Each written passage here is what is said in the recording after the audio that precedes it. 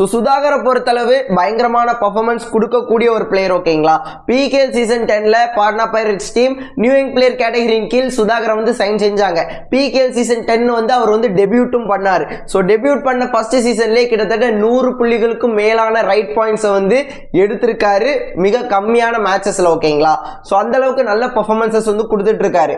அப்படி இருக்கும் நிலையில பிகேஎல் சீசன் 11ல அவர் மேல எதிர்பார்ப்பு அதிகமா இருக்கு. அந்த எதிர்பார்ப்புக்கு தக்க அவருக்கு ப்ரொமோஷனும் கிடைச்சிருக்கு.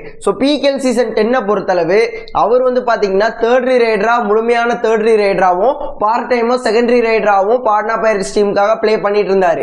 இந்த பிகேஎல் சீசன் 11ல சச்சினை ரிலீஸ் பண்ண பிறகு, மஞ்சித்தை ரிலீஸ் பண்ண பிறகு அவங்களோட ஸ்குவாட்ல ஸ்டார் ரைடர்ஸ் அப்படிங்கிற மாதிரி சொல்ற மாதிரி யாருமே இல்ல, ஜாங் குன்லியே தவிர. அவருமே ஒரு 2 வருஷம் பிகேஎல் பிளே பண்ணாம தான் ரிட்டர்ன் வராரு. அப்படி இருக்கும்போது அந்த செகண்டரி ரைடருக்கான பொசிஷன் ஃபுல் அண்ட் ஃபுல் நம்ம எம் சுதாகருக்கு தான் இருக்க போகுது.